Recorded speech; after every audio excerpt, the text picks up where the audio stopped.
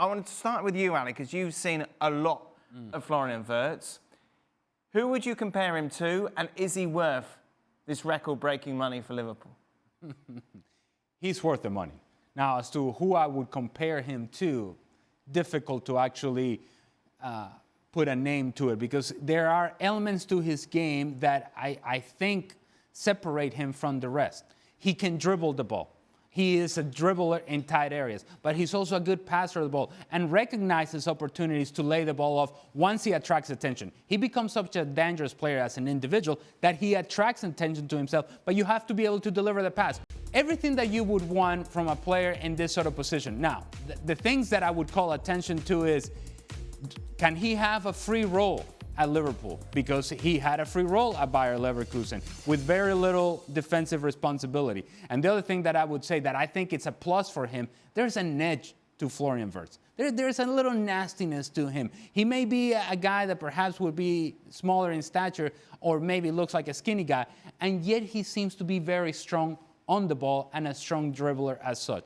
I think his game translates well to Liverpool, and I think it translates well to the Premier League. No matter who you are, there's a lot of pressure on you, Luis, going to Liverpool, but then you add a record-breaking price tag to it. That takes it up another notch. Yeah, I think so. That's an extra pressure that the player is going to have arriving to Liverpool, and the expectation that you're creating to a team that already won the Premier League the last season, and is going to expecting you to put that on the table straight away, to deliver your talent and as soon as you are on the pitch. But that's something that that when you see him play, he doesn't. My feeling is he doesn't feel that pressure, and that when he's on the ball, he's got the ability to stop the time, and stop the moment, have the composure to decide well, to make the pass, to track the shot, to look for the last dribbling. He's got that ability. That ability is because his personality is so calm, he's so cold in the moments that it needs to be like that. So I think that even so that he's gonna arrive with that price tag and with all the expectation, I think he's gonna know how to manage it. He's done a great job at Leverkusen. He's been carrying on this team for the last couple of years at such a young age. So I think that he's going to be able to manage all those expectations. Don, do you like this signing? Who does he come in and replace? It's a good question. I think when I've watched Liverpool at their very best this season, Dan, it's when Luis Diaz has been playing as a false nine, and I think that's been their best performance, being that sort of link like Firmino was. I think Ali's right to touch on a little bit of Musiala, but I probably like him a little bit to Philippe Coutinho, the way he plays as well. So when I seen the signing, I thought a lot of money, but what a signing, because he's a brilliant player. He's got a high football IQ, very, very versatile. Dominik Szoboszlai's played as that false nine again, so it gives Arnold Slot options, whether he wants Florian Wirtz as a nine, or if Ali said the free role. It feels a little bit unlikely he's going to get a total free role, because that's not how Liverpool play and Premier League teams play, with that number 10 where you can sort of carry them, but he's a brilliant player. I mean, the style that he plays, I mean, he's going to be brilliant for the Premier League. And I think if you're going to pigeonhole him in a position as it stands with the current Liverpool squad, I think the false nine position might suit him best. Changes afoot then at Liverpool, of course, new faces coming in, old ones leaving, including Trent AlexanderArnold. And it was interesting, I'm not sure if you've seen this. This is what Arnold Slot had to say. We put the question in as well for the press conference ahead of their final game of this season about Trent. I would assume that he's first choice anyway, so I wonder what the conversation was. Did he need to come and see you in pre-season?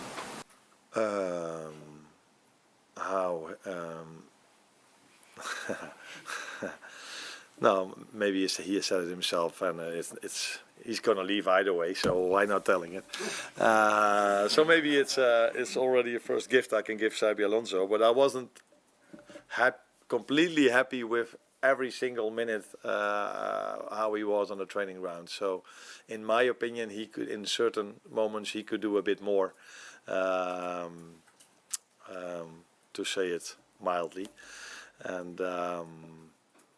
And that's what we talked about, combined with that I said to him, you're a much better defender than everybody tells you. Unfortunately, you don't show it all the time. And that's why people sometimes say you're not this is a part of your game you need to improve. But if you are just at it and you're focused and concentrated, there are not many players that can go around him, because he's fast, he's agile, he has a great mentality.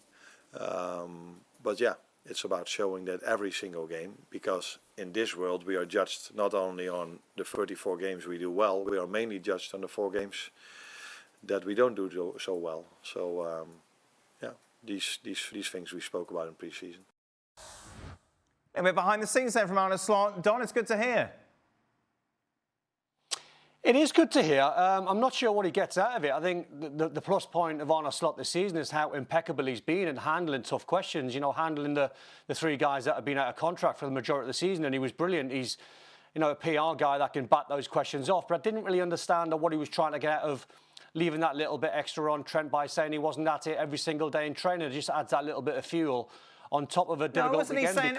Wasn't it in the past, like that he was saying that if that's why he had the conversation, because Trent said he's had the conversation with him. He was saying, look, when he came in, when it was pre-season, when he was training, he didn't feel he was giving everything that he could. He's had that conversation, and he's developed now, and he's, you know, as you say, what a gift this is for Xabi Alonso. Well, amazing. Amazing then, because, you know, we've all been in dressing rooms where, you know, you're not at it every single day, and sometimes you feel a little bit down, sometimes you feel sorry for yourself when you've run out of form, or things are just not happening for you when you run out of confidence or you lack a bit of confidence. So we've all had those days, and it's brilliant that Arnold Slot has had the words with Alexander-Arnold, because, you know, he's a fantastic player going forward, but he was criticised heavily for his defending, which I actually thought was a little bit unfair, because you can't have it always, you can't have it both. But there were some games you watched and you thought, was he really brave at the far post? Did he really want to win that header? The game at Goodison last year springs to mind, where he wasn't particularly brave. But you forgive him for that, because he's such a talent. That's why Real Madrid are signing him, because his numbers going forward and the way he plays the game, and the way he's reinvented that number 2 position. No one's played the game like Trent Alexander-Arnold. I can't think of anyone who's played the game like him.